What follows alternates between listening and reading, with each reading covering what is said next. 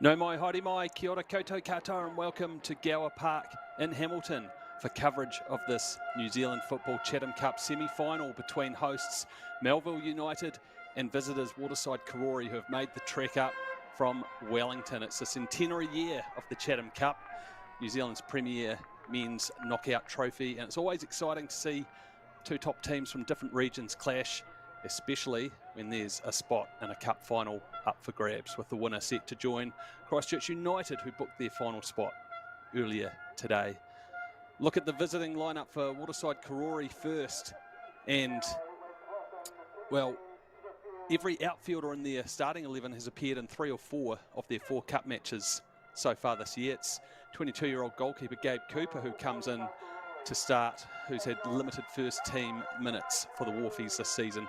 Look out for the live wire number 10 in attack, Thomas Alvarado, and the experienced number 7, Leo Villa, in the middle of the park. Jack Parker has scored 3 cup goals off the bench this year, and he's promoted to the starting 11 today, so look out for him too. They're coached by Sam Morrissey.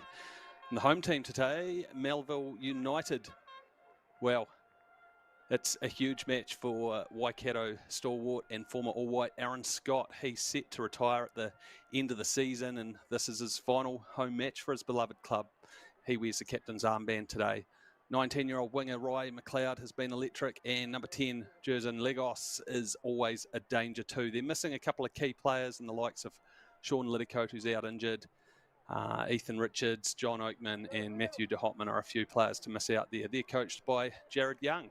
So two teams line up under lights here. Fantastic atmosphere at Gower Park, one of the facilities around the country which has been upgraded thanks to the FIFA Women's World Cup. Some brand new floodlights here, and the surface looks absolutely immaculate. So Melville United, the home team, in their all-red kit. Just shaking hands with the officials there. Referee today, Luke Gardner, assisted by Jacob Porter and Ben Norman, with Riley Greenbury as the 4th official. 2 captains, Aaron Scott there, number 3 for Melville. Despite an illustrious career, he's yet to win a Chatham Cup, so plenty at stake for him here today. Opposing captain for Waterside Karori there, number 17, Harry Faultley. 2 captains shake hands before they'll have their final message with their teams.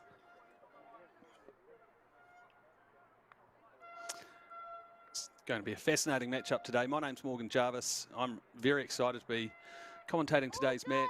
There's a spot in the Chatham Cup final up for grabs. Earlier today, Christchurch United had an impressive 2-1 win over Eastern Suburbs down in Christchurch. Conditions weren't great for that one. It's not wonderful here, but hopefully the rain doesn't come to too much here. And yeah, look at that playing surface. Absolutely stunning. In fact, Melville haven't had too many matches on this main ground as of late because of the training commitments with the Women's World Cup. Their coach, Jared Young, when I was talking to him, pointed out that the Portugal team had said the surface was amazing. It was better than Waikato Stadium, where they're playing their matches, and some of the other grounds that they've played at. So should have a great game of football here.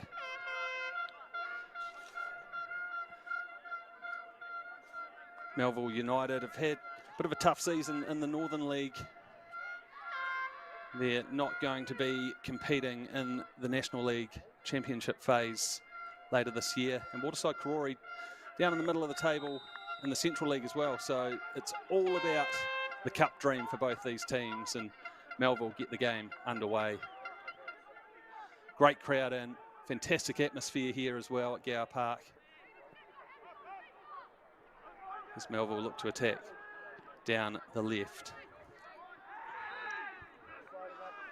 Already a bit of a contest there, and an early free kick for Waterside Karori.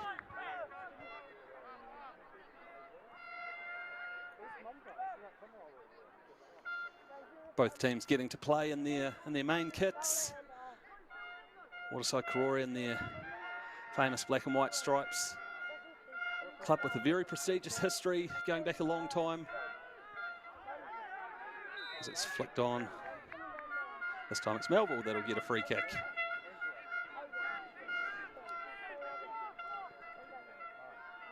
But the Waterside club have very famous Chatham Cup pedigree, winning the Chatham Cup 4 times.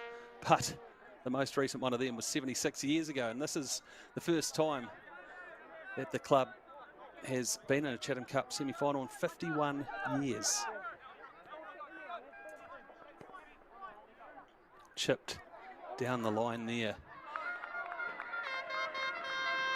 Liam Hayes, and plenty of applause here for the home team as they get an early corner, and it looks like it'll be Quinton Kapara, the 11 shirt there. We'll take that. He's got a bit of a weapon of a left foot and known for getting these corners right into the 6-yard box. That's what he does. It's a good clearing header though.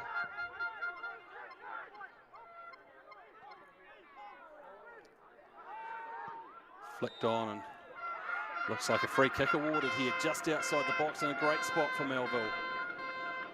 Since the ball was bouncing around. And it is the captain, Aaron Scott, who had made his way forward for the corner, who went to ground.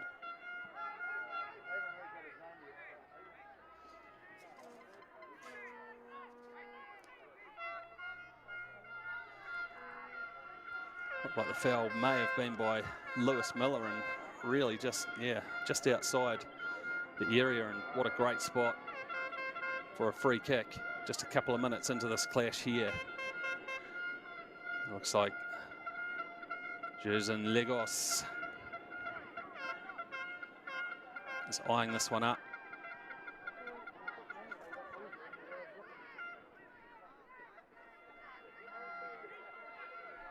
He scored a goal in the quarter-final win. It was the only goal of the match against Western Springs.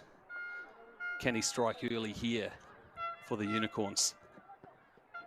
Smashes it low and forces a big save out of Gabe Cooper, who had to be alert. But a brilliant stop by the keeper. Might not have been expecting the free kick to be struck quite like that. And he had to be alert. Pulled out a fantastic save. Be another corner.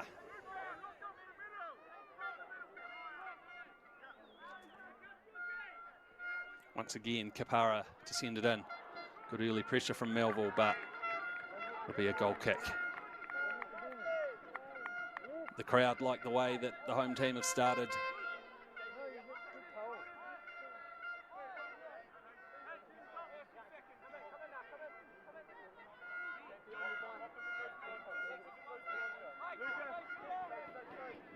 First time that these two clubs have ever met in the modern era in their current forms. Cooper sends it long. Hayes will get under this and flicks it on.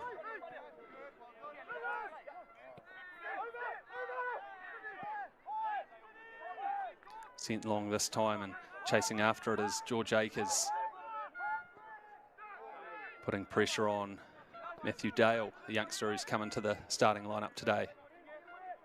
Lewis Miller now on the ball for Karori.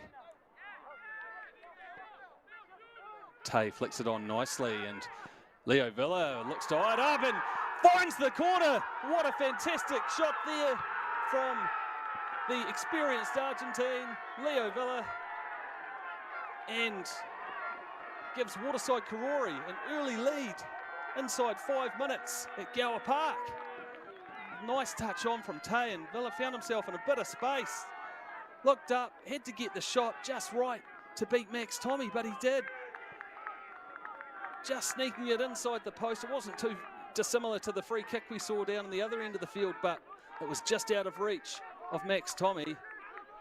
And Leo Villa, well, it's his first Chatham Cup goal of this season. He's 38 years of age now. He's few people in the country with a better footballing pedigree than him. He included playing for Venezia in the Serie B in Italy almost 20 years ago now, but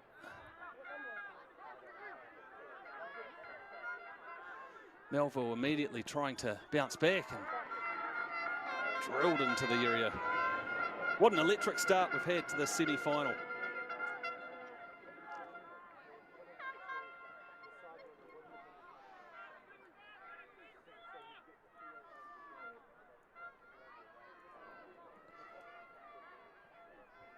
So it'll be Liam Hayes to take the corner from this side of the field.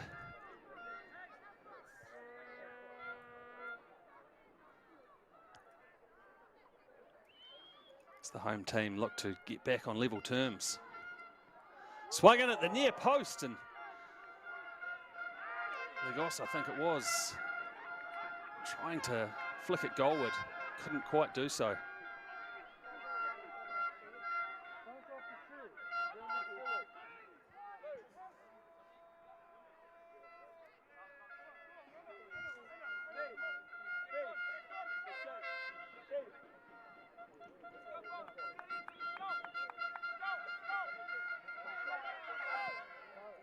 Gabe Cooper with the goal kick. Contest number 16 for Melville there. Young Luca Lim, just 16 years of age.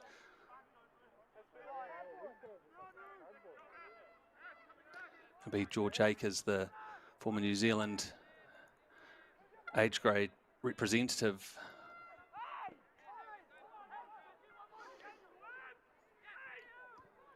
And not cleared by Melville, and the goal opened up there for Jack Parker, but somehow couldn't find the net. Good pressure here from the visitors.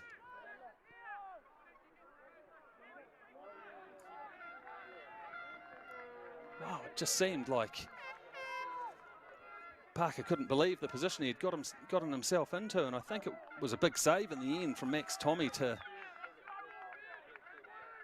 prevent a second goal for Waterside Karori.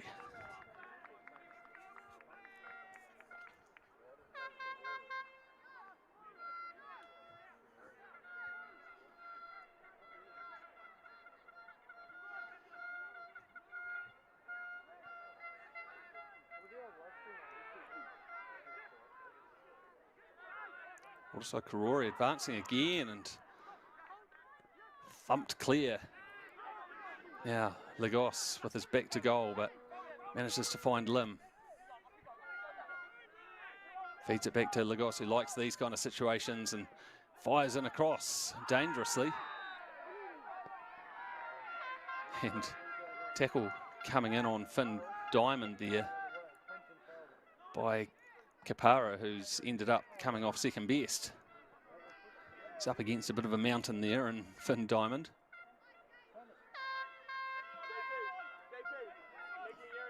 Fortunately, no serious damage done there.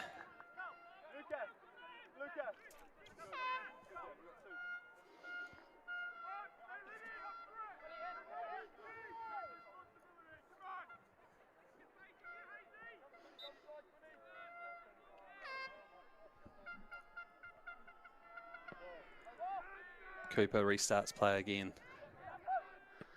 It's well flicked on by Lewis Miller.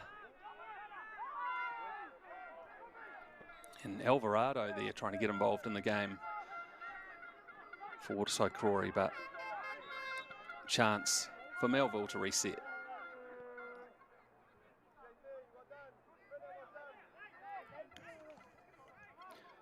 Eric Panzer there in the 15 shirt for Melville. Another experienced player at the back, plenty of youth in this side, but they do rely on some of the experienced heads like Panzer, Aaron Scott and Max Tommy. Chipped forward, and McLeod might just about get on the end of this, and Cooper has to be brave. Ryan McLeod, there's plenty of energy for Melville, and just about got in behind his man there. Plenty of action in the opening 10 minutes here at Gower Park. But it's the visitors, Waterside Karori, who lead 1-0. Lagos 1-on-1 up against Luca Barkley, who does well and will even win the throw-in.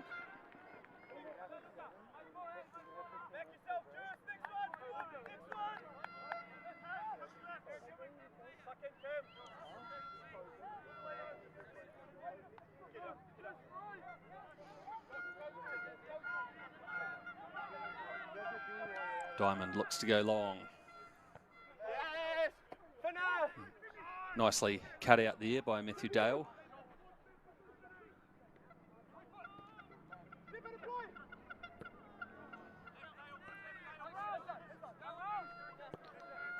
Akers looking to link up with Jack Parker, and will get it back out the left flank, and will look to drive in across.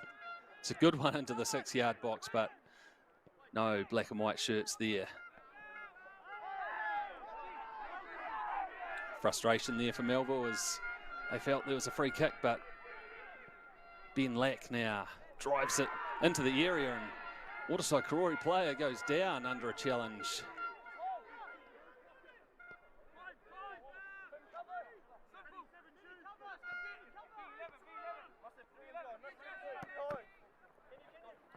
Lim can't get it past Akers. Wins it back this time though, and Hayes all the way back to Dale.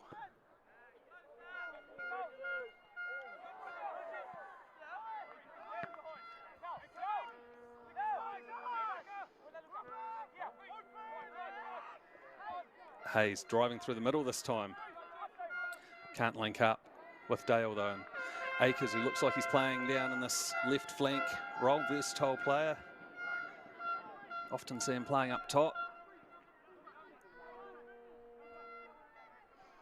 He's Waterside Karori's equal top scorer in the Central League this season, along with Thomas Alvarado. As Lagos is under pressure from Akers, and looks like it will be another corner.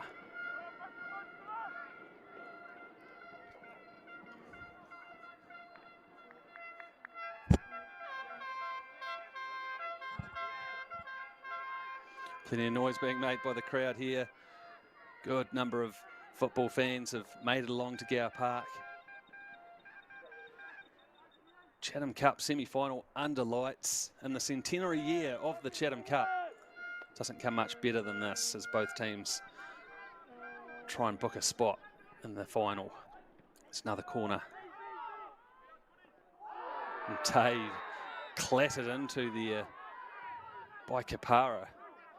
Sure Tay got to the ball first, but it was a heavy contest between the two willing players. Again, let's hope they're okay.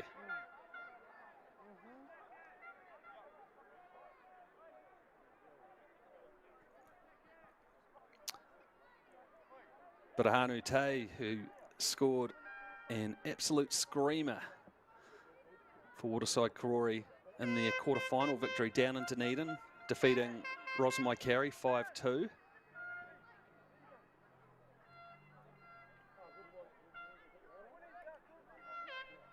Both teams have a pretty similar record in their cup run so far. Both teams having played 4 matches and scored 11 goals. Waterside Karori conceded only 2 goals they've conceded on their cup run were in that win over Rosamai Carey, while Melville United just conceded 1 in a big win first up, but then have kept clean sheets against Takapuna, Fencibles and Western Springs.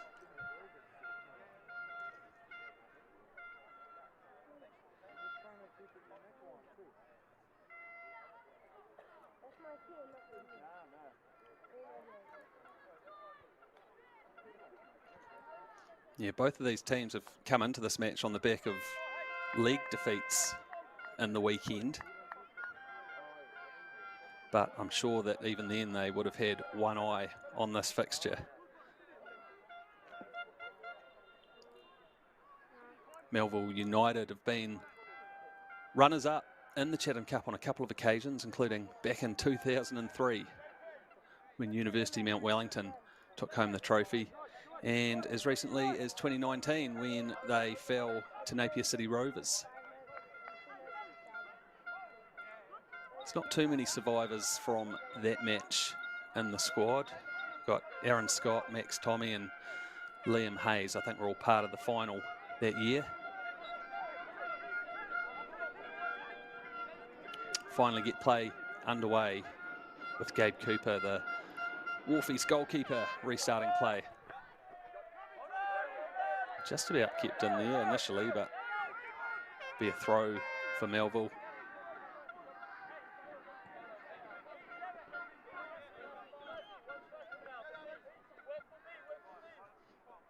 Matthew Dale to take it up around the halfway line. And wins his team a throw further up the pitch here.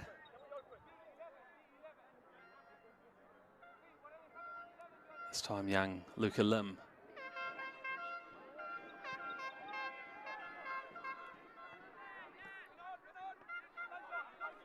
Well won there by Akers, and looks to surge forward now. Jack Parker. Villa looks to link up out the right-hand side, and crucial challenge coming in from young George Brown in the foreshirt there for Melville. Needed to get that just right. Timed it perfectly, but it will be a corner for George Akers.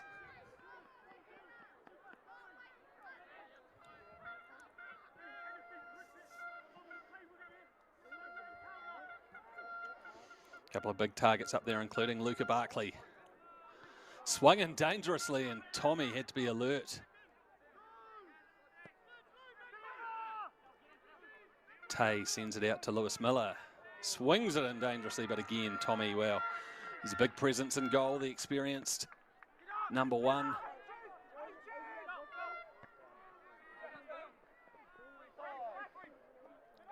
Been just about never present for his side this year. He did miss their first Chatham Cup match of the season.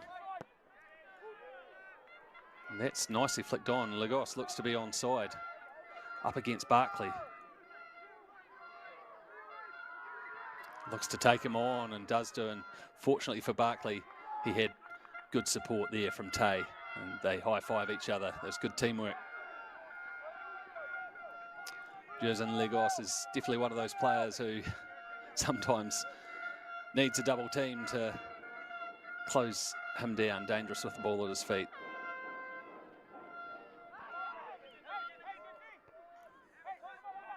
Parker flicks that one on. Alvarado, haven't seen too much of him in the game yet, but he's looking to make himself available here. Can he race onto that? No, the ball will beat him out of play.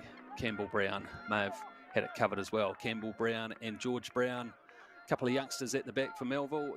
Believe they're not related to each other, but part of the large contingent of young players, many of them having come through the strong academy here at Melville United.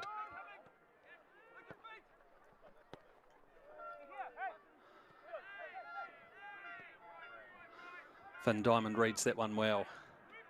Ben Lack sends it out the right, and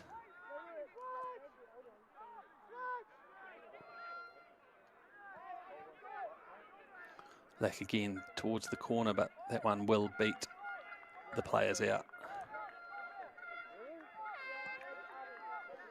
Another chance for Tommy to reset a player with more than 100 games under his belt for Melville United. Here's someone who I think has probably got about 300 games under his belt. Oh, sorry, that's Eric Panzer, but Aaron Scott. And Eric Panzer, along with Max Tommy, there's a lot of experience in the defensive spine for the side.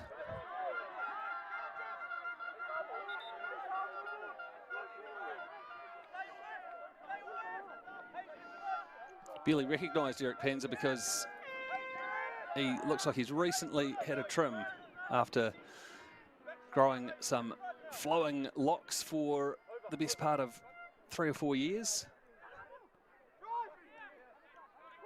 Former Southern United National League player, is a former Hawke's Bay National League player there in Berahanu Tay. Surges forward for his team.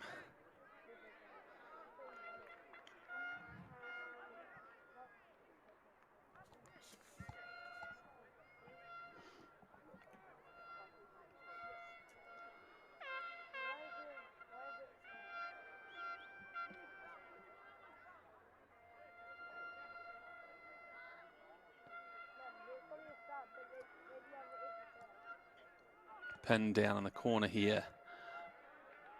And they'll get another chance, the Wharfies, with a throw-in.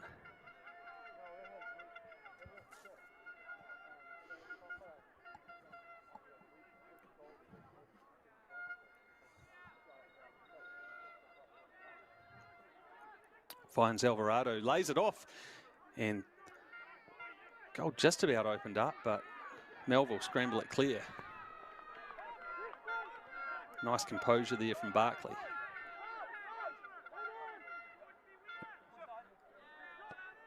Diamond links up with Akers, and oh wow, nice turn there from Parker and wins a free kick. I think it was Panzer who was beaten on the turn.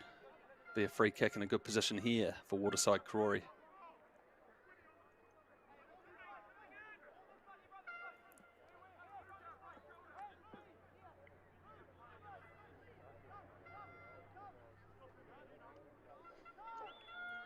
Will be the experienced Argentine Leo Villa, the goal scorer after less than 5 minutes in this match. He's the one who'll take the free kick here. Looking to swing it in towards the far post by the looks of it. Swings away from Tommy and one of the defenders gets it clear. Alvarado's cross deflected. It will be another corner for Waterside Karori.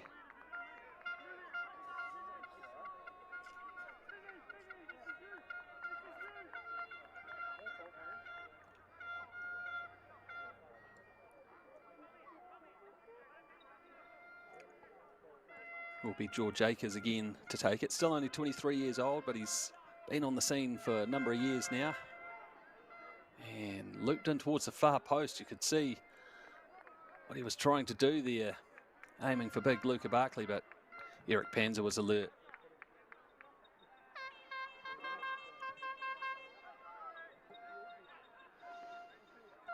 It'll be Harry Foltley to take the corner from the other side.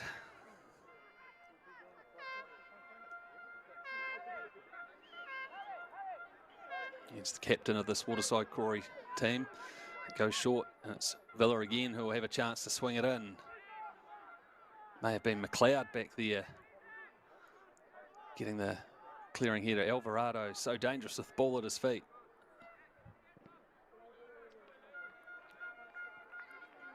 Alvarado didn't get himself on the score sheet in that quarter-final win over Rosamai Carey, but he was very impressive and very busy. He did score a couple of crucial goals in the round 4 victory over Napier City Rovers. A 3-0 win on the road for Waterside Karori. That was the standout victory so far on this Chatham Cup run. Not cleared effectively, but shot blasted well over the bar.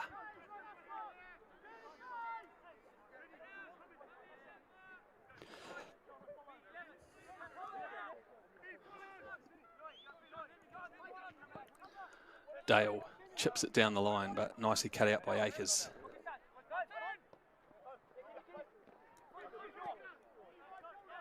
Lim plays it back for Scott. Nice composure. Kapara hasn't been in the game for a wee bit now, but does well. Gets it out to Lagos, and Waterside Karori just look to scramble it out of the area. It's a bit more encouraging for the home fans who just gone a bit quiet over the last 10 minutes or so, but the noise ramps up again.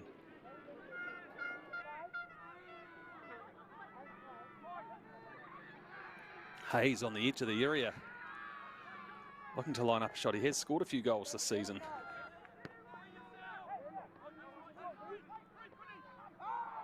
Oh, and this time Kapara goes to ground, but play on. Dale gets it back from McLeod, fires it in, hits a Waterside Karori player. There's big appeals for a handball, but it looked like his arms were down by his side.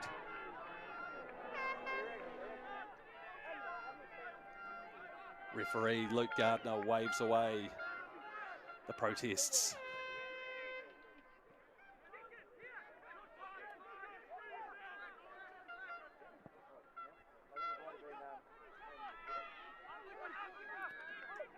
Lagos again closed down well. Time Dale drives forward and gets it out to Hayes. Gets it onto his right foot and does have a shot. Doesn't threaten the Wharfies goal, but it's a bit more promising again for the home team.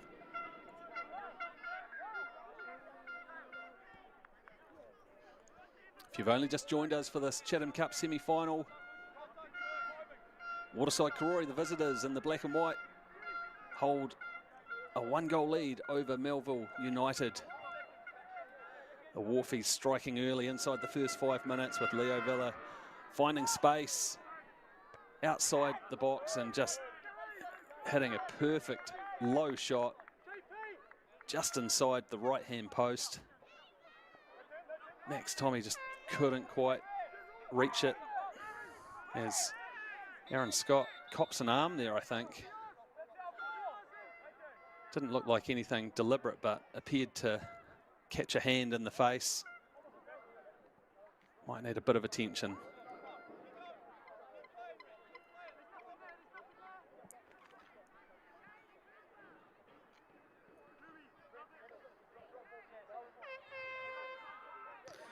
Aaron Scott, who's 37 years of age now, set to retire this season, so this is expected to be his last home game for the club. Although I have heard a few whispers that he's said he's going to retire a few times previously, but I reckon this time it might be the real deal. Been quite a legendary player for the club, really, and number of appearances for the All Whites a few years back now.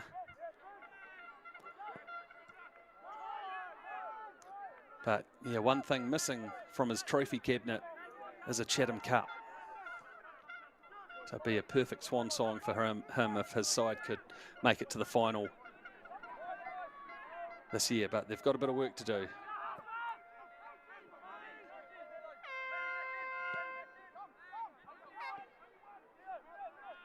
Numbers forward here for Waterside Karori, and Villa slides it through for Parker, who looks to take on Panzer, but Panzer relieved that he can get it clear for his Melville side.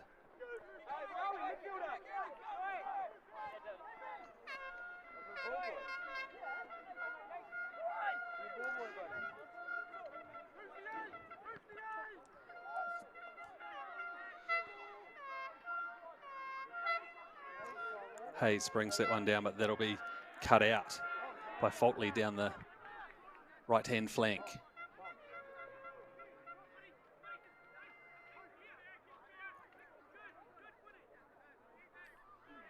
Oh, Karori do a nice job of getting it down the wing there, and a couple of players in the box here for Faultley to try and find a sliding challenge coming in, and once again had to be just right there from George Brown, but he did well. It was a strong challenge, but got the ball. Some nice build-up play, though, from the Wellington side.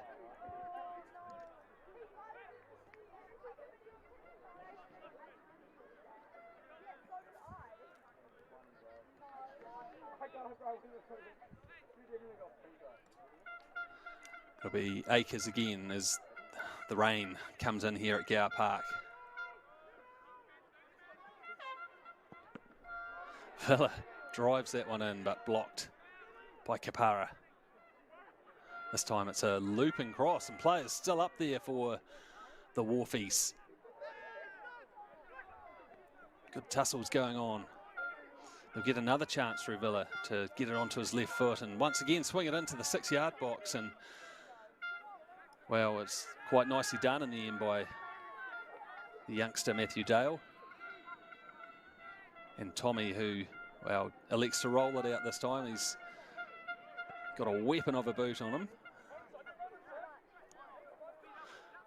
Lagos with a nice turn, but good sliding challenge coming in there, and Parker, who's had a bit of space to run at, does again here, and it's Alvarado who drills it in dangerously and gets it back. Very tricky player on the ball and does well, and oh, that just eluded his teammate.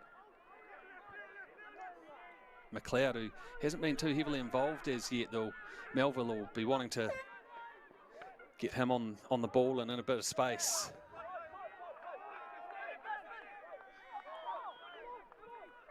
Ryan McLeod, he might have even won the New Zealand Football Goal of the Week last week for a fantastic strike from outside the box.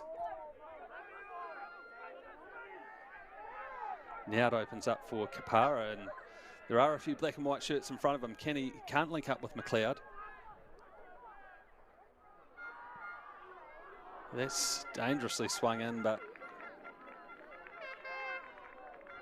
to the relief of Waterside Karori, chance for them to reset again with a goal kick. So more than half an hour played here at Gower Park in this Chatham Cup semi-final. I hope you caught the first semi-final earlier this afternoon out of Christchurch. It was really good, tight affair. Christchurch United, as the Hooters get going in the crowd trying to spark their team up here. Yeah, Christchurch United with a couple of first half goals over Eastern Suburbs, who pulled one back late in the game but went down 2-1 to Christchurch United. So there's a South Island representative in the Chatham Cup final. Can Waterside Karori join them? And it's not very often that you see a Chatham Cup final without a Northern League representative. Plenty of time in this one though for Melville to try and turn that around.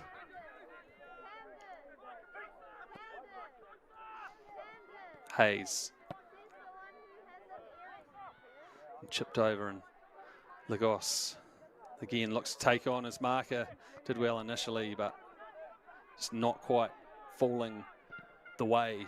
Oh, that's some good pressure from Kapara. That's the kind of hunger that Jared Young will want to see from his side.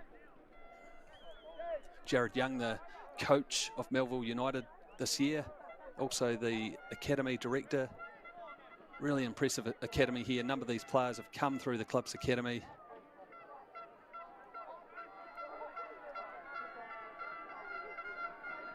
The academy now in its 7th year, started by Sam Wilkinson, previous coach. As Aaron Scott does well to win that one.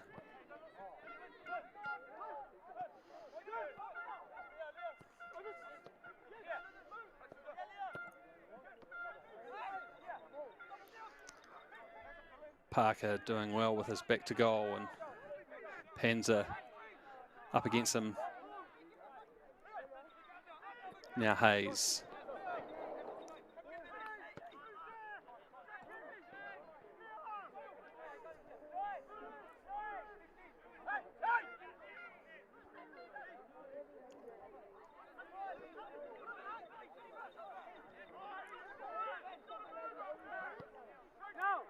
Hayes chips it down for McLeod. Harmlessly out of play though.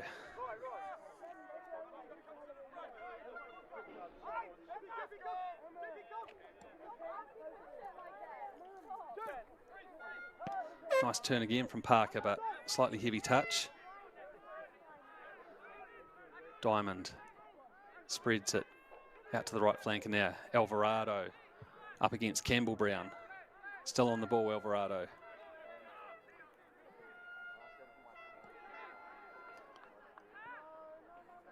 Chipped into the area, and it's just a bit of an awkward one for Akers, who had got himself into Akers' space really in the 6-yard box. Just behind him though. Oh, cleverly chipped there by Barkley, who drives into the box under pressure and needed Dale to slide in.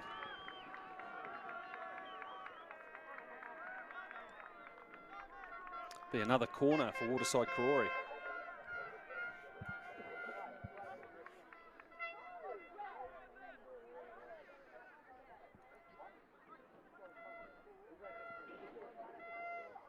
Their coach, Sam Morrissey, he only took over from Sam Smith this year, but is certainly inspired his team onto a great Chatham Cup run, and player goes down, and big appeals for a penalty as player was brought down from behind. The referee was in a great spot and was quick to wave it away, and then another dangerous cross swung in. Wow, all happening here at Gower Park. Sense a bit of frustration from both teams.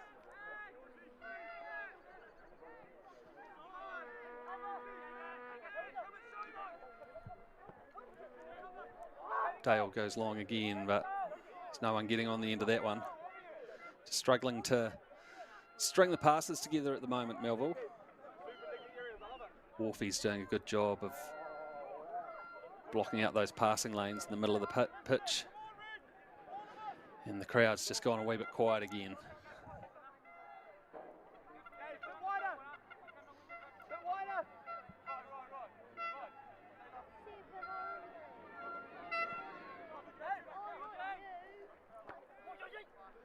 Akers flicks it on.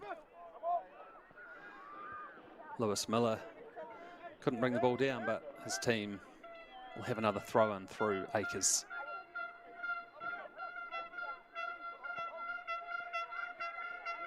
Miller looks to find Akers, and he'll get on the end of that one too. Drilled across the 6-yard box.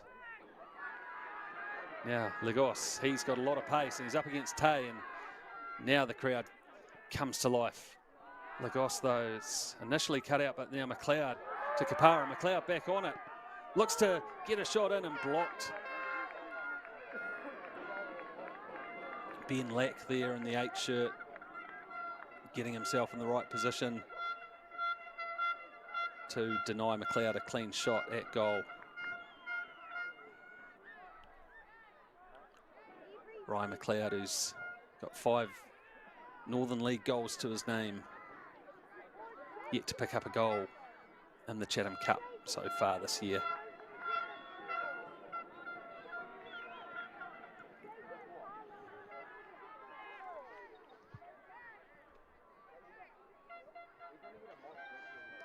Kapara not in a big hurry to take this one for the home team. I think now he's been given a wee bit of a hurry up, just reminded that his team's a goal down here.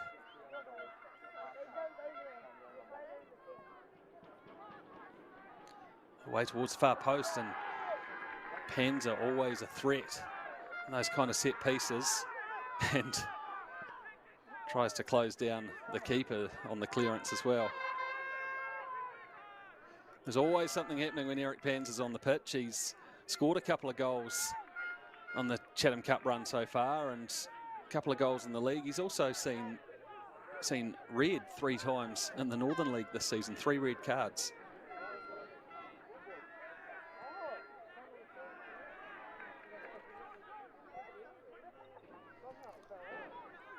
Good clearance there by Melville, but ball comes back in.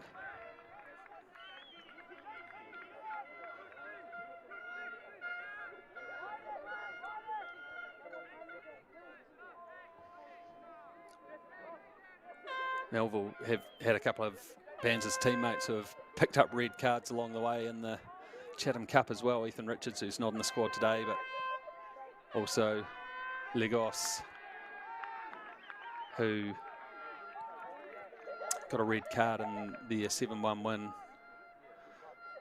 in round 2 of the Chatham Cup.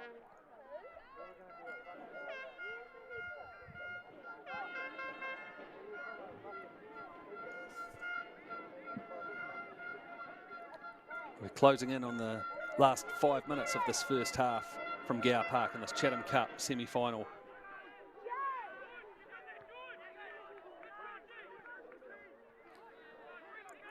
Strong header there.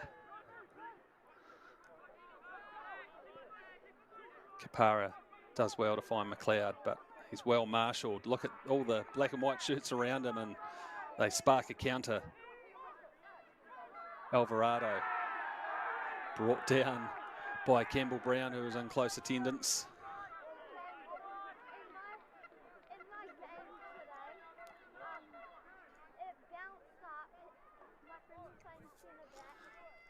Wasn't actually a free kick awarded there, just a throw for Waterside Karori.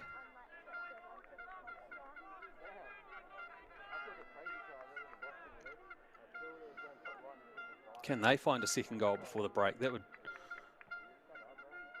really make it tough for Melville.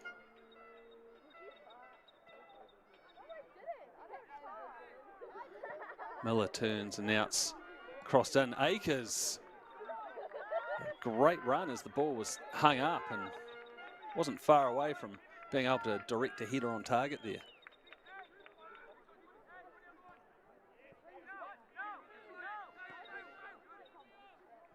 Melville looked to build up out from the back.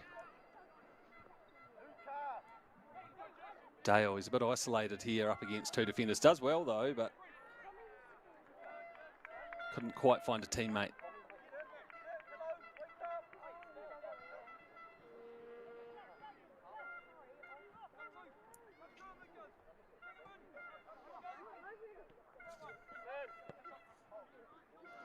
Kapara linking up with Luca Lim. St. Paul's collegiate student, only 16 years of age still. One of a few teenagers in this Melville lineup. Ball cannons off him there for another goal kick.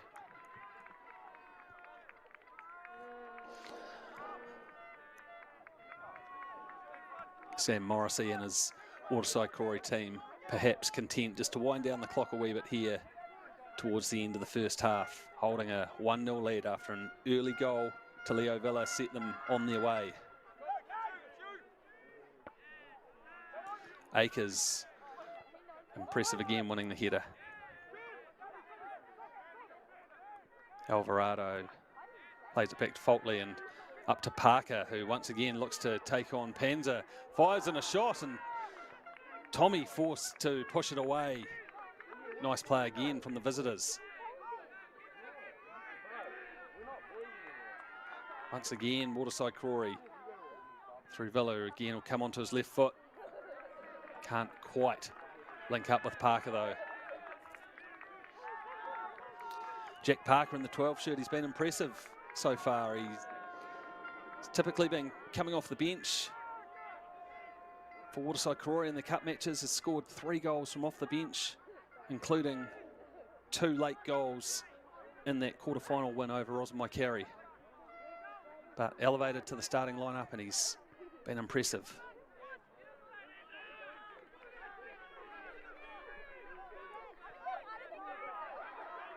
Lots of space here for Hayes to drive into.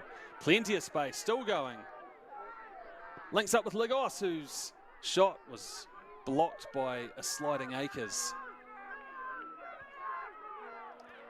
Oh, Leo Villa loses out there to George Brown.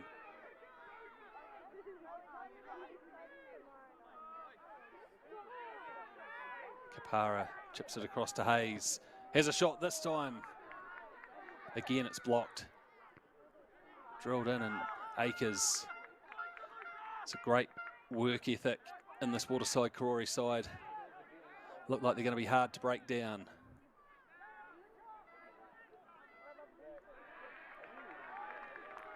George Brown can't quite keep that one in.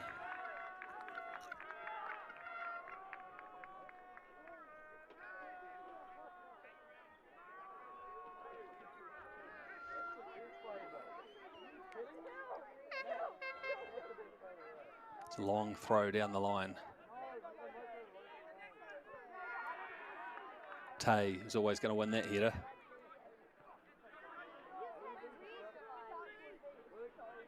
This time Kapara tries to bring it down but loses out again. Waterside Karori always seem to have a couple of shirts around the Melville players when they're in advanced positions. Is there one last chance? A great ball from Hayes looking for Lim. Keeps it in.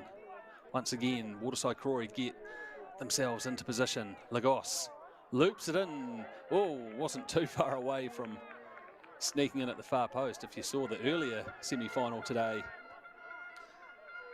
Christchurch United's first goal through Matt Todd-Smith wasn't too dissimilar from that.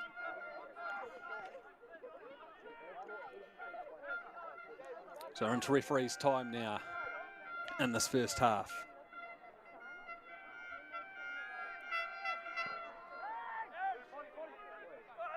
Have been a few injury stoppages in the first half. There could still be time for something to happen here late in the half. Pans' pass cut out. Foltley having a go from a long way out, and well, didn't seriously threaten the goal, but got a bit of power into it.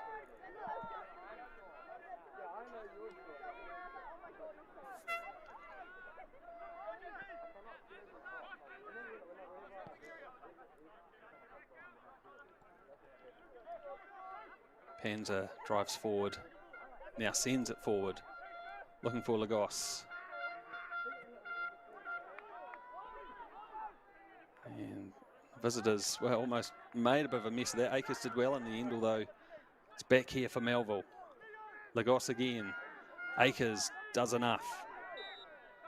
And then Lagos conceding a free kick, trying to win the ball back.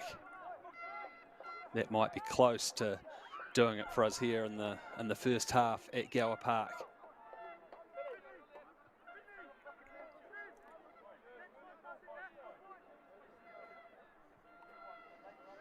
Have to say there won't be any players complaining about the surface today. It's an absolute treat here at Gower Park. Brilliant new floodlight facilities as well. One of the legacies across the country from the FIFA Women's World Cup.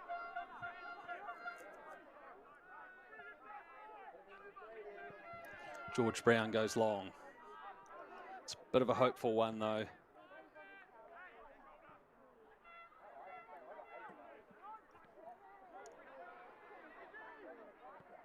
Is there one last chance here for Melville? Sliding challenge coming in from Lewis Miller, and it was a clean tackle.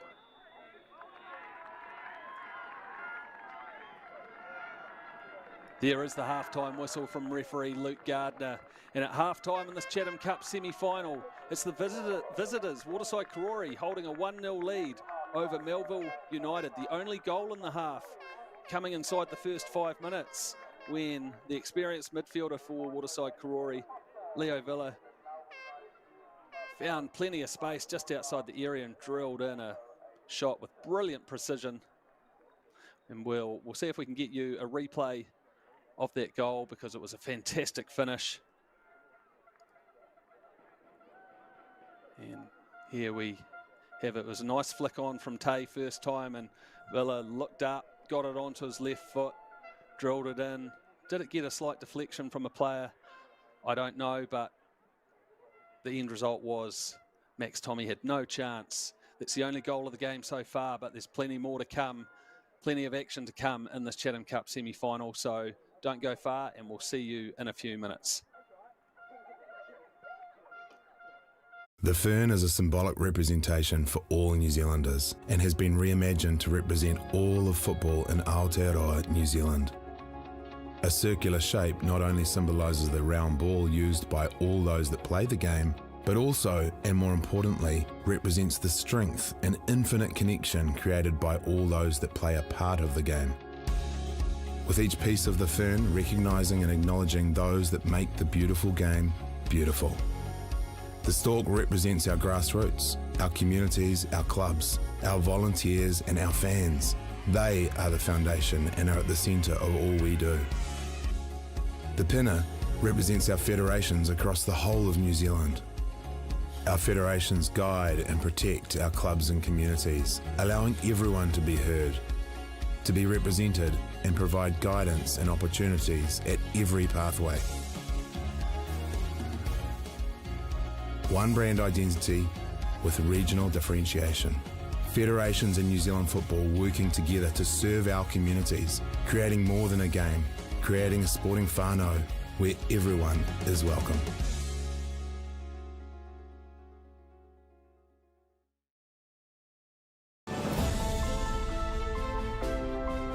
We believe in supporting and nurturing our extended sporting whānau, working towards promoting a healthy group activity that kids, parents and friends love. We want everyone to feel invited. It is in our DNA. We are accessible to all. We are football in Aotearoa. We are the beautiful game, and we are proud to be the largest sporting whānau in New Zealand.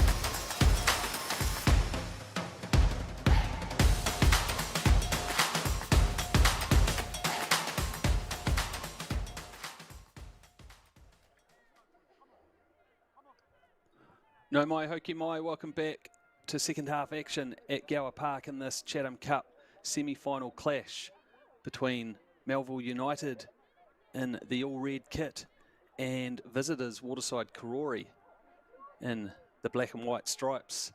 And it is the visitors, the Wharfies, that hold a 1-0 lead at half-time. And it was an early goal through their veteran midfielder Leo Villa. A well-struck shot from outside the box after around 5 minutes. It's the only goal so far in this match.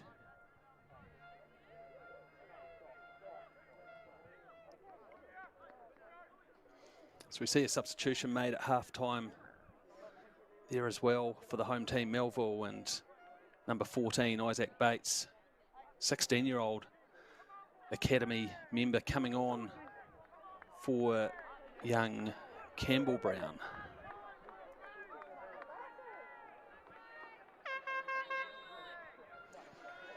So everything at stake here in the second half as Waterside Karori get the second half underway, playing from left to right in this half.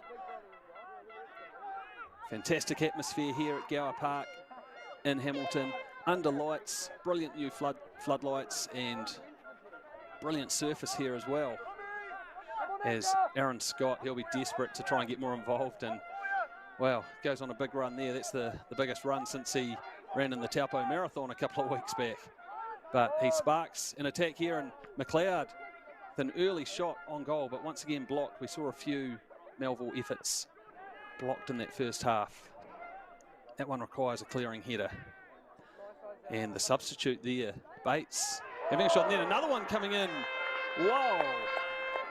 Is that Kapara smashing that one, forcing a save from Gabe Cooper, who had to be alert. Good early chance for Melville United, who I'm sure there would have been some big discussions at the halftime break going in a goal down. Their coach, Jared Young, will be trying to spark something early in the second half, and it's Kapara who will take the corner. Swung and looped high towards Panza at the far post, but out of play. Wasted opportunity there.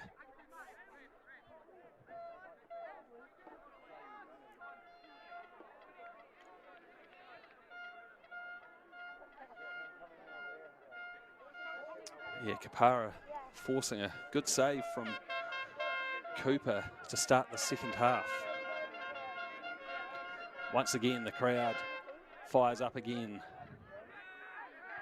What a scene we've got here. Evening football under floodlights. Big crowd in. Chatham Cup final spot up for grabs.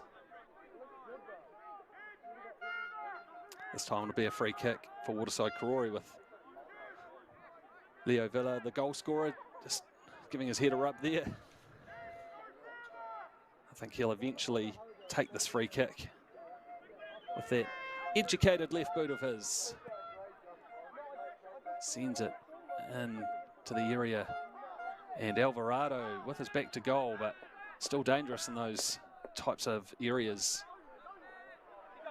Melville relieved to counter, and Tay with the sliding challenge, but it was nicely done by George Brown, and links up with McLeod. Oh, could he have had a shot instead? Tried to feed Lagos, and I think McLeod immediately thought maybe he could have had a crack at goal, because we've seen him score from those types of areas before. But much better start to the second half for Melville. McLeod with just a wee shove there on Ben Latt. Although coming back to an earlier infringement there.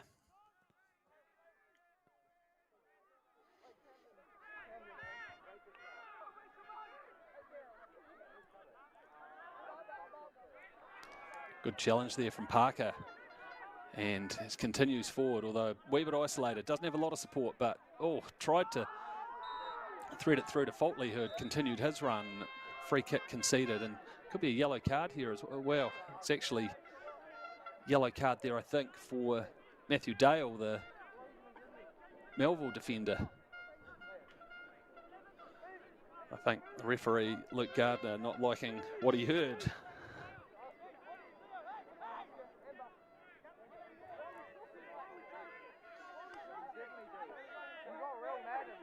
So things already starting to fire up a wee bit.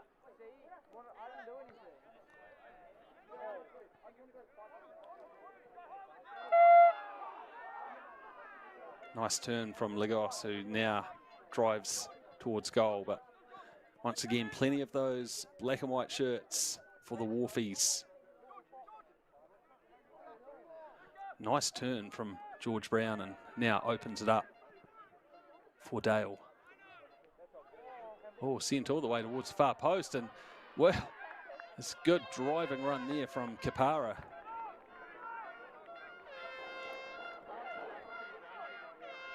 Will be another corner for Melville.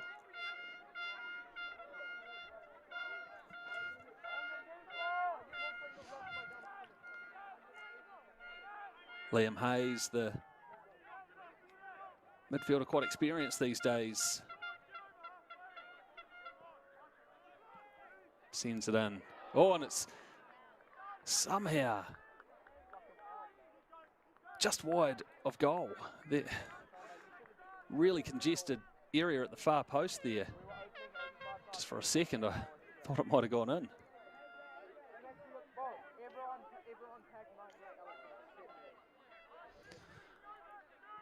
Might have just about have evaded everybody there, that corner. It's another goal kick for Gabe Cooper.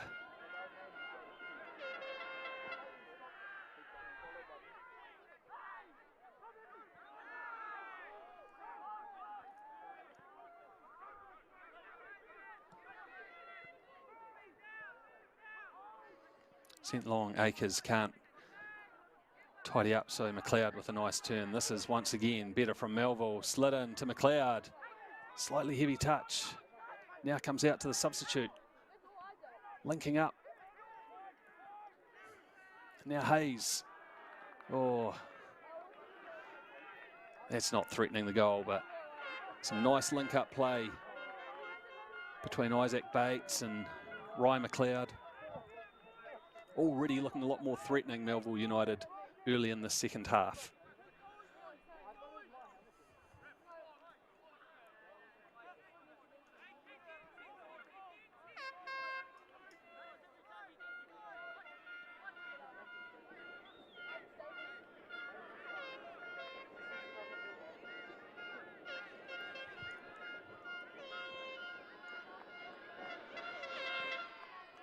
Cooper again with the restart.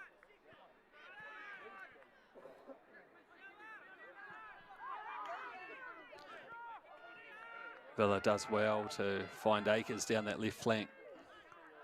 And well, went to ground, some challenges coming in, and Waterside Karori still surging towards the box.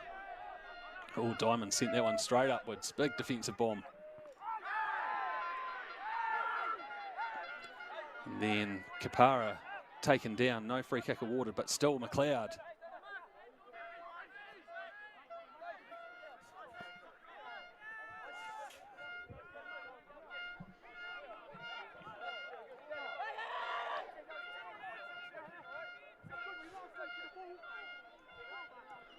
All the way back to Max Tommy.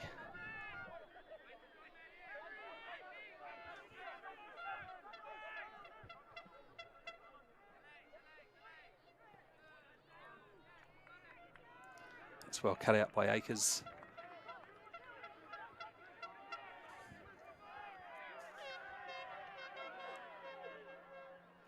Two teams here that have had really only fair regional league seasons this year, as Melville look to cross it into the area once again, blocked. But neither side threatening for a spot in the National League Championship that will be starting in a few weeks' time. Melville, of course, performed admirably in that National League in its inaugural season last year. I think they finished in 5th spot, which was very impressive. They haven't been able to build on that in the league this year. And Waterside Karori similarly in the Central League, down towards the lower end of the table. Neither team is under relegation threat either, so in many respects there's not much to play for in the league, but everything to play for here in the Chatham Cup, the country's most prestigious football trophy, and it's the centenary year of the Chatham Cup.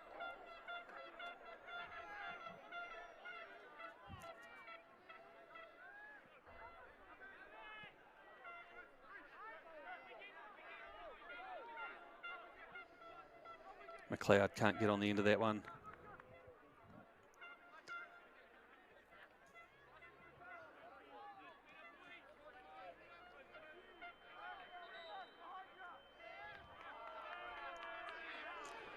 Akers told to take a few steps back. He's got a long throw on him, so he still gets it down towards the halfway line. Waterside Karori through Alvarado, getting in behind the defence, and he's quick. Looks to cut inside. Good defending there from the experienced Aaron Scott. And it looks like he may have ended up conceding a free kick with Alvarado going to ground. Scott can't believe it. It's outside the area. But a great spot for a free kick. Aaron Scott looked like he had done a brilliant job of shutting down the electric Alvarado.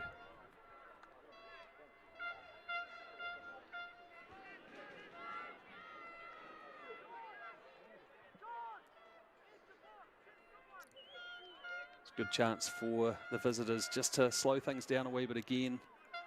Melville have had some good momentum in the opening 10 minutes of this half, but a good set piece opportunity here for the visitors, and look out for Leo Villa on the edge of the box there. I think Lagos finally is alert to that threat, so instead swung in and just about cleared.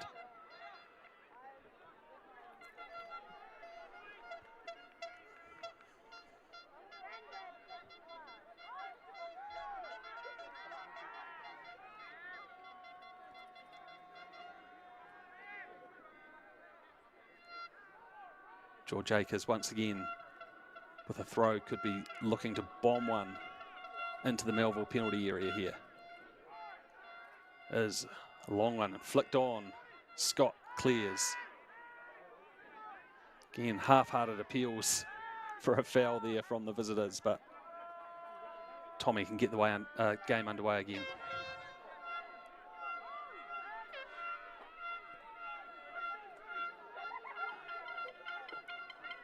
Much more intensity to the Melville play in the second half, but they have turned it over here. Again, calls for a foul. To referee Luke Gardner's credit, he's tried to allow the game to flow as much as possible. Another player goes to ground.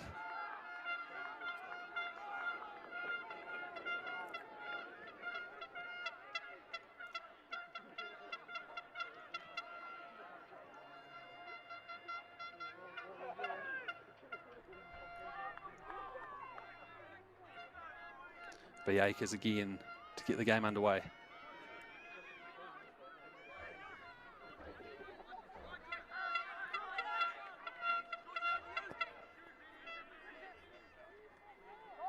Alvarado just about flicks that one on.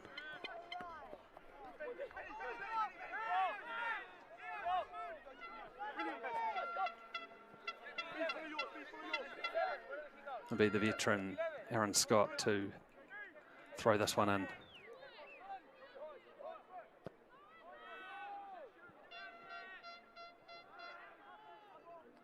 Tussle out there, but will be a goal kick.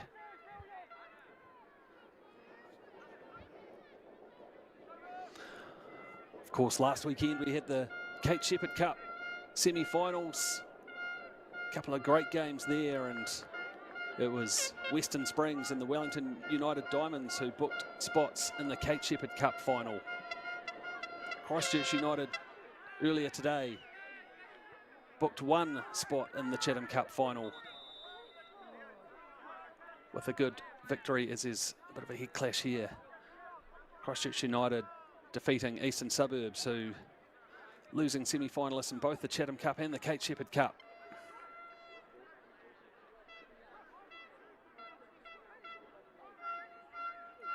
And the Chatham Cup final set for Sunday the 10th of September. So much great football action on, and of course, well, later this evening, Australia with a chance to finish the FIFA Women's World Cup in third spot in their third and fourth playoff before the big grand final tomorrow night between Spain and England. Finally get play back underway here through a drop ball.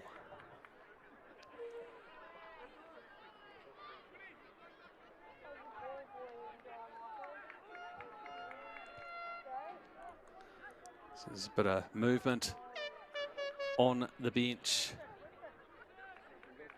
And this is an interesting substitution.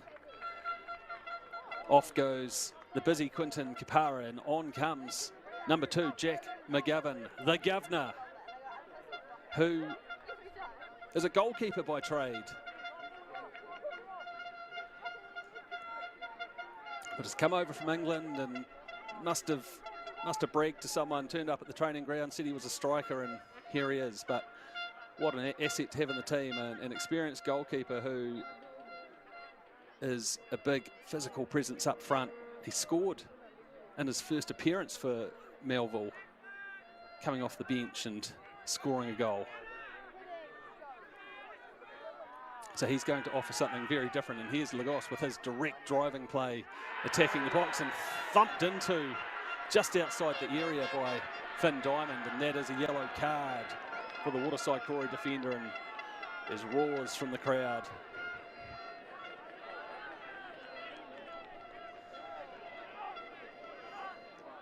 But that was more impressive from Jerzen Lagos. Dangerous dribbler, the Colombian-born player.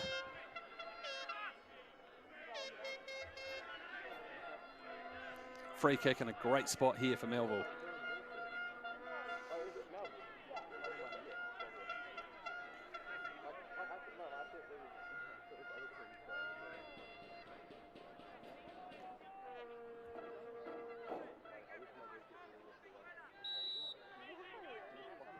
Hayes swings it in.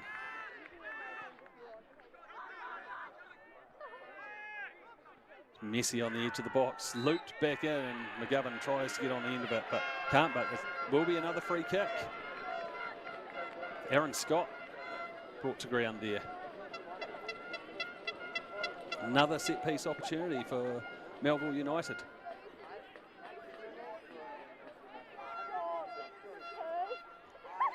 Plenty of players wanting to get over the ball and have a crack at this one. But they'll wait for referee Gardner to mark out the wall. Right on the edge of the box here. Looks like it is Lagos who will pull rank on this one. Seen him score some crackers over the last couple of years. He'll be wanting to make sure he tests out the keeper and can get it on target.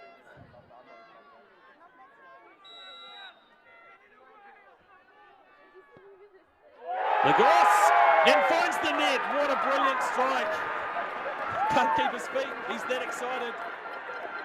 Races over towards the crowd, but a brilliant equalising goal.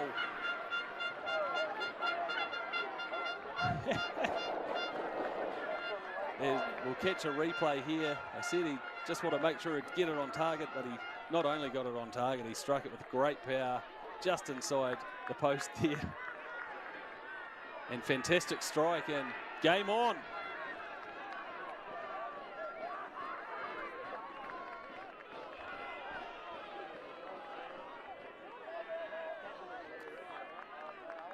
But they've been a different team in the second half so far, Melville United. Looked much more dangerous after the break, and all of a sudden they've got the momentum. They've levelled the game up, one apiece. What do Waterside Karori do now? No free kick there. McGovern helping to win the ball back, and lack had to get that one right to deny McLeod a chance on goal. I feel like Melville are bringing a real physical intensity to the match now. And part of it's through this man, the governor. Bit of a character, I understand. Plays with a bit of passion. And he'll be feeding off the atmosphere here at Gower Park. The crowd, it's a bit chilly here tonight, but that goal will have warmed them up.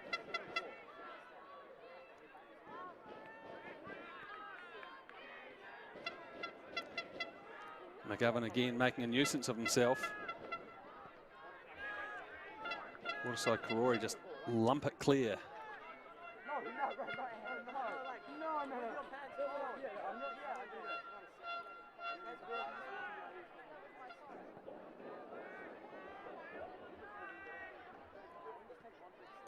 Just about keeps that one in. Did well there, and Melville surging forward again. Waterside Karori struggling to get out of their half here.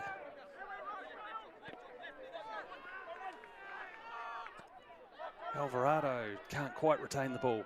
And so Hayes drives forward, beats Tay, keeps going. Good challenge in the end coming in from Villa, the busy midfielder. Leo Villa, 38 years of age, but has been an ever-present for them, playing every league and cup match so far for Waterside Karori. Is Alvarado just about getting on the end of that one.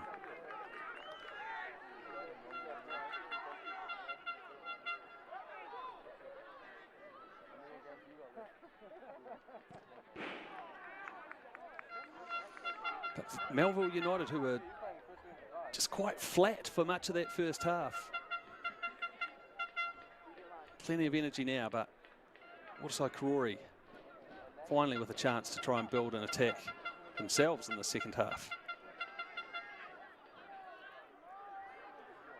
Oh, nicely done by Akers, and substitute there, Bates scrambles it clear. Melville just want to be careful that they don't give away any fouls in and around that penalty area.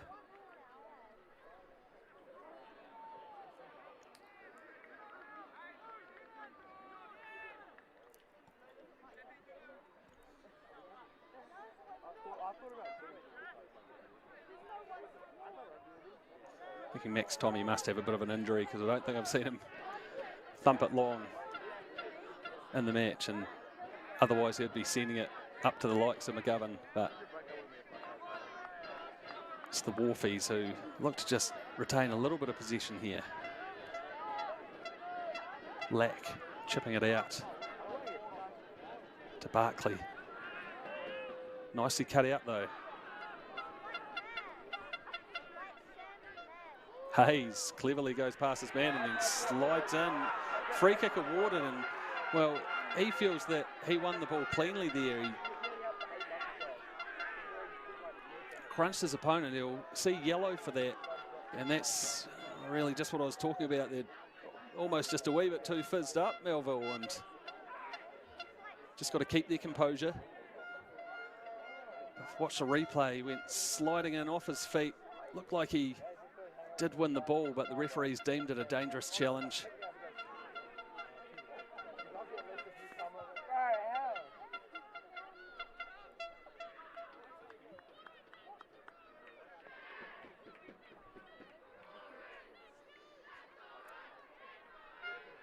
Liam Hayes, who, well, used to have a bit of a reputation as a misconduct king, is pretty well behaved these days. He's a key player in the middle of the park.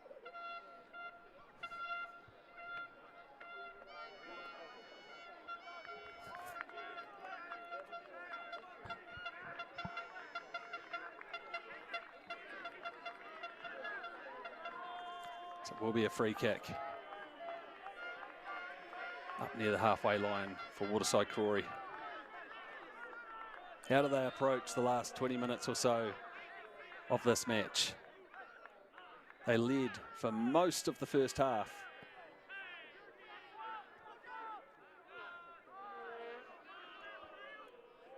Oh. Panza does enough to shield the ball there. And Aaron Scott. It's a sloppy ball though, cut out, and now it's Scott sliding in. And even he's surprised that the throw-in goes the way of his team, but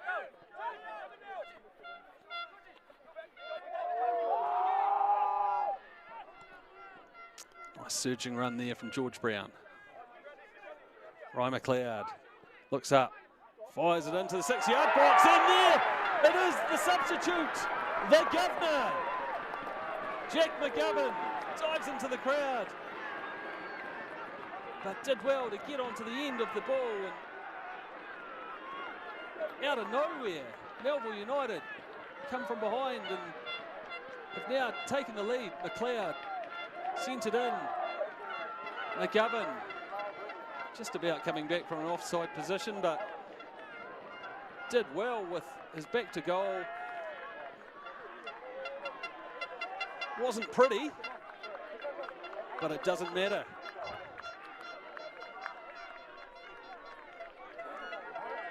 Melville United have really turned this around now.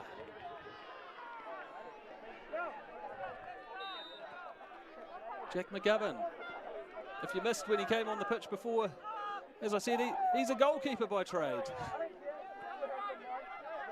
But one of those goalkeepers with delusions of being a goal-scoring hero, and, well, they're not delusions because Chatham Cup semi-final, and he's found the net.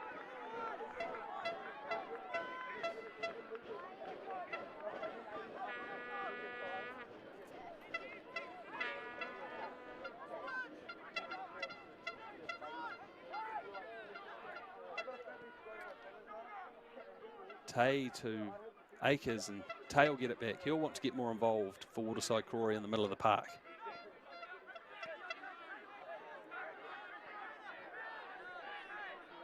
Suddenly it's the Wharfies playing with a bit of urgency, and free kick awarded on Villa, and this could be a dangerous spot.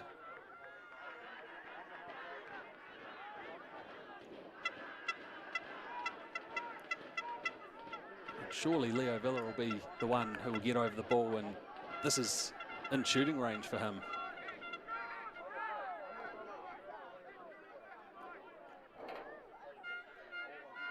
The 38-year-old Argentine who opened the scoring inside the first 5 minutes for Waterside Karori, and ever present for them throughout the league and cup this season.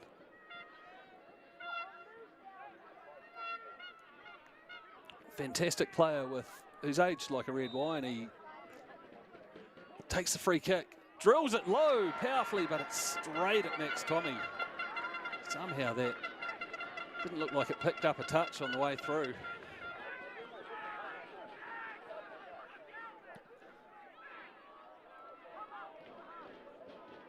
McGovern, he's all fired up now.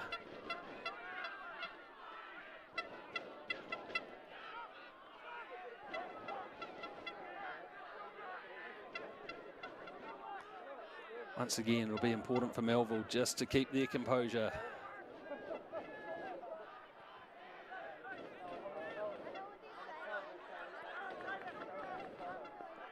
Lack. Well, I was about to say nice composure from him, turning on the ball, opening up the field of play, but horrible ball.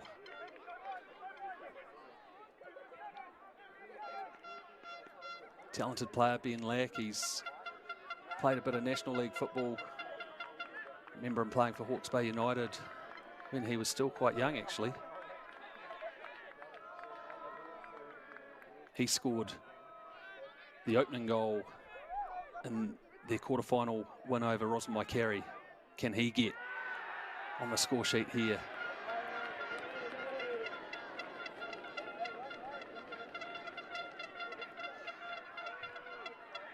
It's all Melville United, though, feeding off the tremendous energy at Gower Park.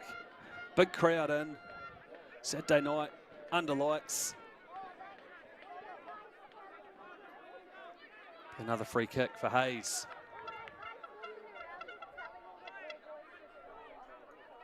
No doubt. Jack McGovern will be itching to get on the end of this one. It's sent his way. He's open at the far post. Looped up, and it was an awkward one for Cooper. McGovern saying he's getting his shirt tugged, but he's a massive presence. It's always going to be a target from set pieces, and probably this one as well, the corner. Hayes is going to take from this near side.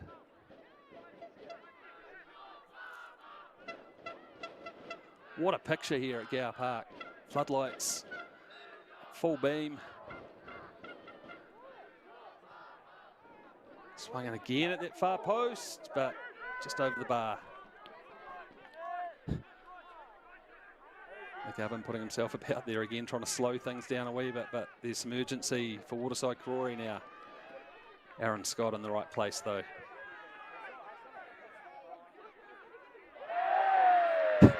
Akers with an ear swing. Once again, the crowd will lighten up, and there'll be another substitution here. And Jack Parker, who was so impressive, especially in the first half for Waterside Karori, makes way. On comes 22-year-old Seth Ward in the 16 shirt.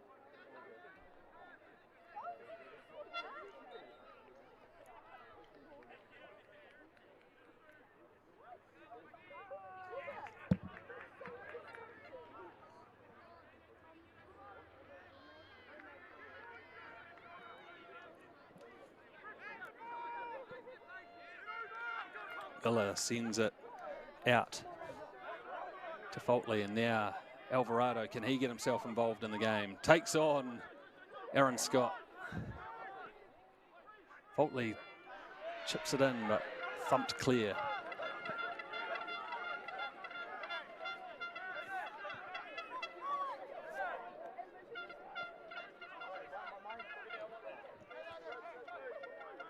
The captain for Waterside Karori, Harry Faultley.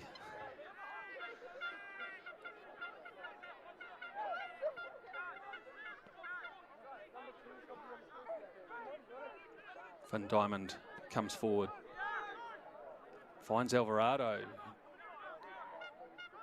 takes on his man, and he'll get it back here. Looks to go past Hayes. It's a dangerous ball, and thumped clear.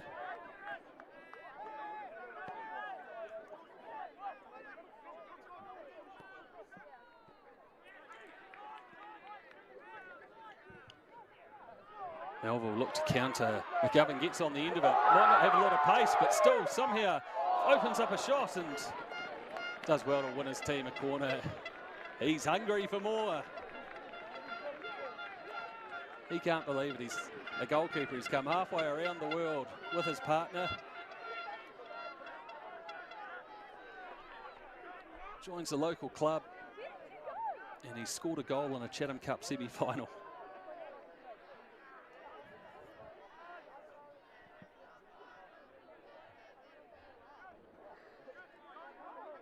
He'll be looking to get on the end of this one too, as will Eric Panzer in the 15 shirt. Always a threat from these set pieces. So two of them both going for it. They almost got in each other's way. It's comfortable for Cooper. Scott just about doing enough, but Alvarado on the ball. What a good sliding challenge there from the substitute, Isaac Bates.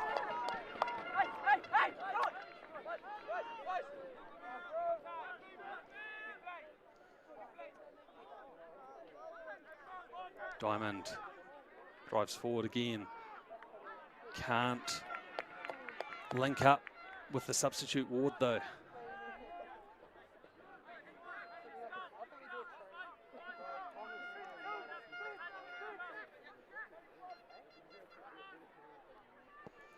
Tommy does go long on this occasion.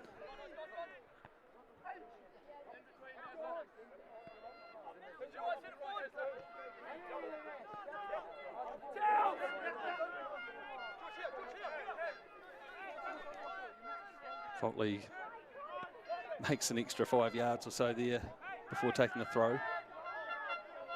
Look at McGovern again. Well, just might need to pull it back a notch. Might be what his coach will be telling him. The last thing they want is a crazy red card or something, but great intensity again from Hayes, who's already been booked, and he's thumped into the ground.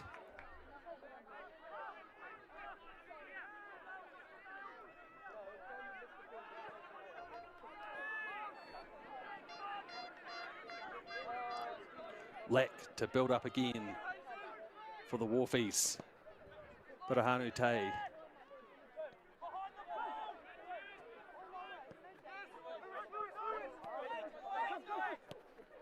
Te looking to get more involved and try to link up in a 1-2 there, but nice play by Brown. Although finds its way to Alvarado up against Panza, and Alvarado trying to get it onto his right foot, and what a save from Max Tommy. And Alvarado can't believe it, thought he had done enough there, twisting and turning into the area and opening up a shot at goal, but Tommy doing a great job. Will be a corner though. So we're inside the last 10 minutes at Gower Park in this Chatham Cup semi-final. Akers again. Hands on the back there, I think.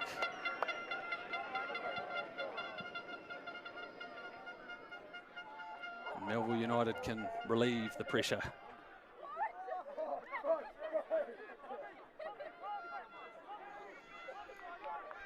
Remember, Melville United veteran Aaron Scott, former All-White, retiring at the end of the season, set to retire anyway, and this is his last home match for the club. Chatham Cup semi-final. He's never won a Chatham Cup before in his illustrious career.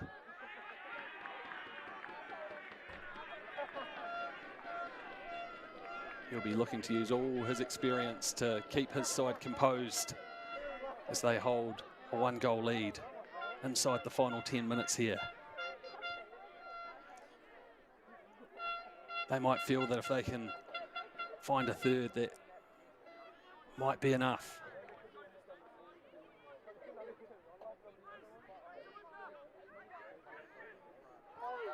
Comes across here for Bates, just can't quite open up a shot, but now the shot comes in, and there is a third goal. This is second. Melville United have turned it around from being a goal down at half-time. 3 second-half goals have put them 3-1 up over Waterside Karori. And it was Isaac Bates there who showed some good composure, was unselfish, laid it off to Lagossa, got himself in a great position, and he showed great composure. And the home side 3-1 up. Well, if the Waterside Karori coach Sam Morrissey was unhappy with his side conceding a couple to go behind, then heaven knows he's miserable now. His Wharfie side have it all to do. It's Chatham Cup football. There's nothing to lose. They'll be throwing everything at Melville in the last few minutes here.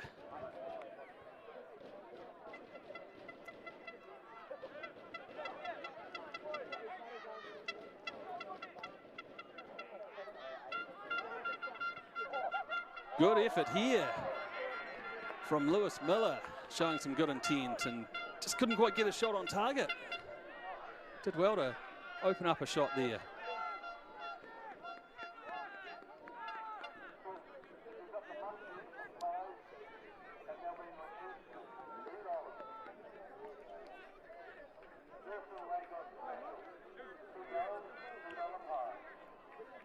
Remember, Waterside Karori, who, if you go back far enough to when they were the Waterside club back in the 1940s, they had tremendous success in the Chatham Cup, winning it 4 times, but 76 years since the name Waterside has been on the Chatham Cup trophy. This is their first semi-final appearance in 51 years.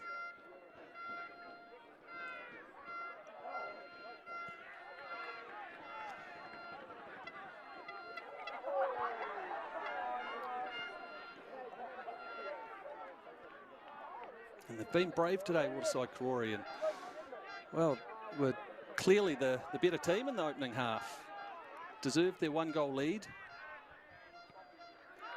We're playing smart football, but Melville have just really ramped up the passion in the second half and the intensity, and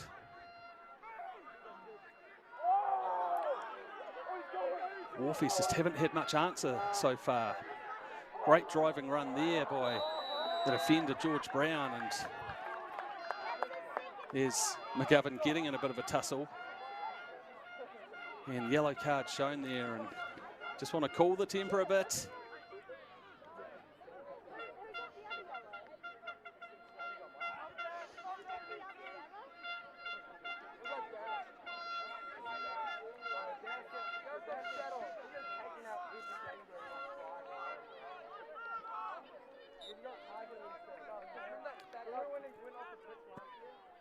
Cooper thumps it long.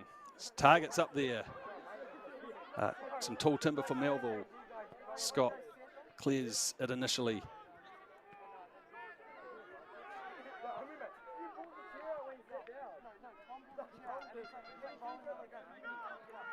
Comes out to Tay. What can he do? He scored a screamer from outside the box in their quarter-final win against Rossum-Waikari, but once again, it's impressive play by the youngster, the 19-year-old George Brown, for Melville, and he'll concede a free kick there, but it's not a bad one to concede, just to slow things down.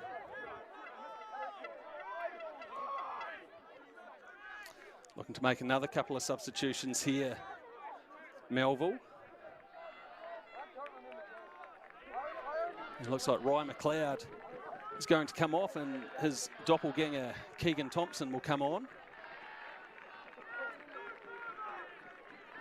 And Lagos, with 2 goals to his name, is going to get a rest as well.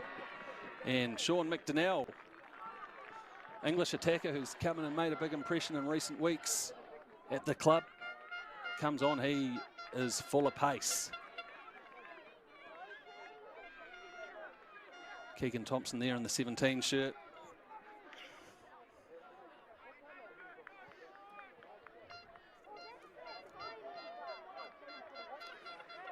So we're getting close to do or die time for Waterside Karori. I'm sure there's a big viewing party back in the club rooms. They'll be willing their team on here as they make a substitution. It's the captain, Harry Faultley, coming off.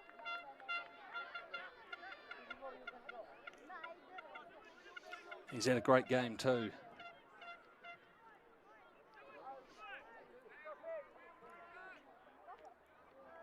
It'll be Leo Villa here to try and weave some magic.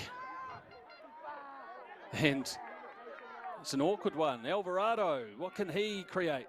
Sends it across, but Panza heads it clear, and here's that pace from McDonnell. Not quite so much pace from McGovern, but he still gets on the end of it. Turns, appeals for a free kick, and he gets it up against the substitute James Knott. And yellow card as well for the substitute in his first involvement since coming on. Well, I guess at least he denied a goal-scoring opportunity for McGovern, but McGovern did just enough again. Don't think he was ever going to win the race as far as pace goes there, but it was clever play, and it just winds the clock down a bit more. And it's a great spot for a free kick, just outside the box. Liam Hayes might be looking to add to the 5 or so goals he's scored this season, including 1 Chatham Cup goal. Is he going to have a crack? Surely. Gets it on target, forces a good save from an unsighted Cooper. Drilled in again.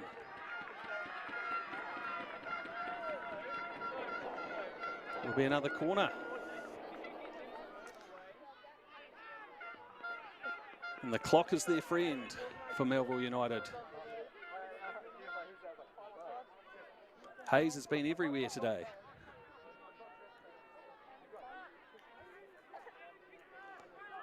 No doubt he'll be looking for the big number 2, Jack McGovern again. Instead it was Thompson, and then long range effort fired in from Bates, who set up Lagos for that 3rd goal. Just about to hit the 90-minute mark here at Gower Park.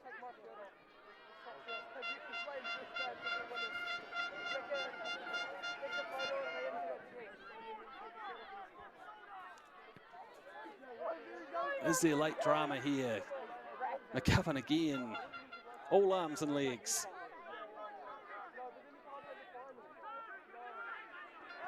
McDonnell looked to beat his man. Fresh legs up against Luca Barkley. Just about managed to squeeze his way past the defenders.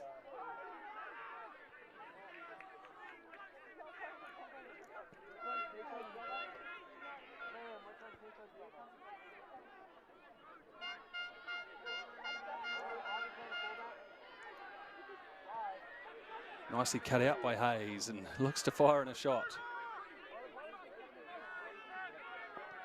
James Knott to Birahanu Tay. Trying to spark something. Opens it up for Villa. What magic can he pull out of the hat late on here?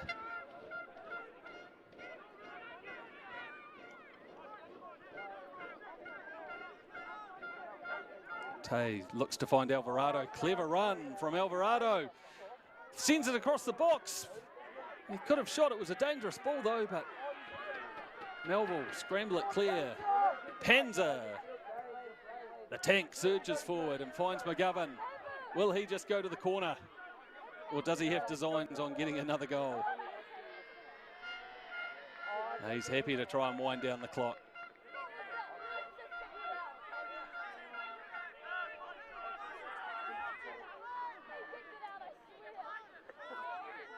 Can't deny that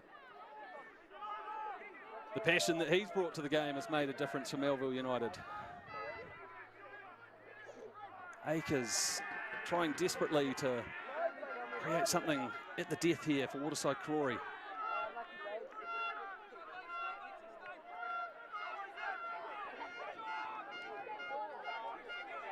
Ben Lack to Villa, dropping deeper and deeper, just trying to get on the ball and trying to pull out a bit of magic like that. It's a brilliant ball, but wide of the net. Is that a save from Tommy? It looks like it'll be a corner. Wow, what a magical ball from Villa from, it's about a 70-yard pass there. And I think that Tommy did enough rushing out to close down the shot. Villa again sent in, Panza with a strong header.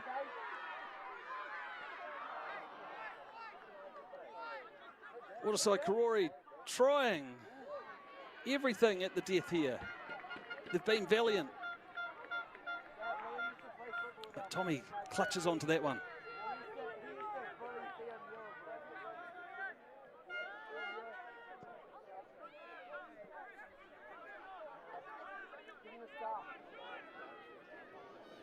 Melville won't mind the ball being down this end of the pitch. Forcing the Wharfies to go the full length of the field again. Tay sends it out to Akers. He sends it to Villa. What can he work up? Gets it to Tay. He'll have a crack from there. No, he's just closed down. Alvarado takes on his man. It's been kept pretty quiet today, and good defending from George Brown, number 4 for Melville, only 19 years of age, but he's been super impressive.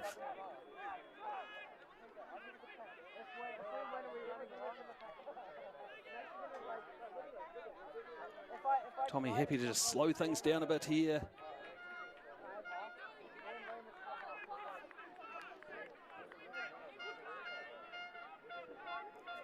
They look like they've done enough to book a spot in the Chatham Cup Grand Final.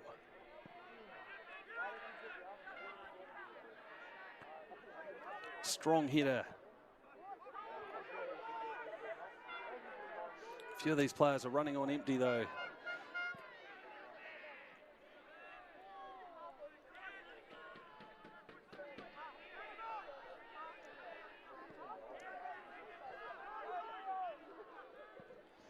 Villa again sends it into the box. What a ball for Alvarado, brings it down brilliantly, but the offside flag has gone up and denies what would have been a fantastic goal and could have made for an interesting final moments in this match. Brilliant ball from Villa, and how about that touch from Alvarado bringing it down? Must have just strayed offside though.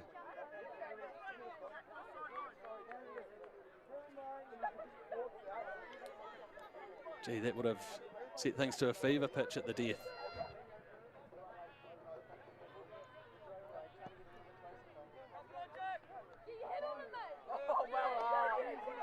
McGovern making a nuisance of himself again, and now the substitute McDonnell trying to open up a shot to kill it off. Villa, no one's tried harder than him out there. Akers has had an impressive game too. Tay trying to find Alvarado. He does find him. Can he open up a shot? Brown does a great job again.